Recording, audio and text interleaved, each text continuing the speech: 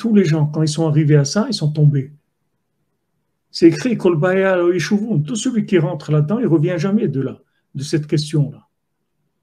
C'est une question qui n'a pas de réponse. Rabbeinu te donne la réponse. La réponse, c'est qu'il n'y a pas de réponse, mais dépasse ça. Dépasse. Ok, tu as des contradictions, tu as des hauts et des bas. T'arrêtes pas là. Continue. Continue. Fais tout ce que tu peux de bien. T'occupe pas des contradictions. Ce que tu peux faire de bien, fais-le. C'est comme ça qu'ils ont tenu à Ouman. À Ouman, les grands de Ouman, ceux qui étaient très très forts, qui étaient dans la synagogue toute la semaine, ils dormaient dans la synagogue, ils étaient toute la semaine dans la synagogue. Je ne sais pas s'ils dormaient, Bichlal. S'ils dormaient, c'était des malachim, des gens d'un niveau très élevé. Mais quand le communisme est arrivé, ils sont tombés.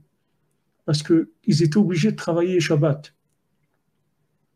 Ils ne pouvaient pas, c'est impossible, sinon ils les tuaient. Ils étaient obligés de travailler le Shabbat.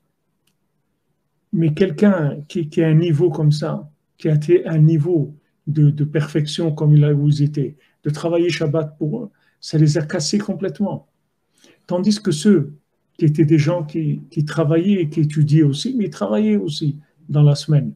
Ce pas des gens qui faisaient que de la prière et de l'étude, ils travaillaient. Donc ils avaient l'habitude d'être un petit peu dehors, un peu dedans. Quand il est arrivé le communisme, ils étaient obligés de travailler Shabbat. Alors dans par exemple, les longues journées d'été, que le Shabbat il finit à 10h30 et tout, ils finissaient de travailler à 5h. Et là, ils commençaient, ils faisaient Mincha, ils faisaient Souda Shlishit, ils faisaient tout. Maintenant, quelqu'un qui le voit, il va dire, mais qu'est-ce que tu fais Mincha, Souda Shlishit? Tu as travaillé tout le Shabbat. Qu'est-ce que tu fais? Il dit, mais ça c'est... Pourquoi moi je veux travailler le Shabbat? Je veux pas, moi. Qu'est-ce que tu veux que je fasse?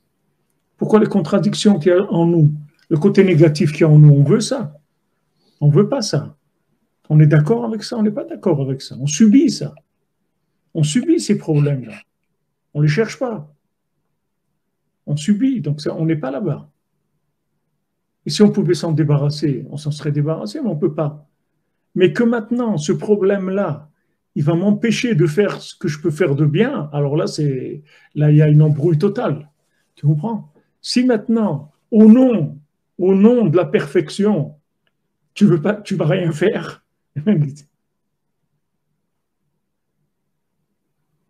Parce que tu ne sais pas faire une recette de maître cuisinier. Tu ne vas pas manger un bout de pain avec une tomate. Ça, non. Tu vas mourir de faim parce que tu ne sais pas préparer un repas de maître.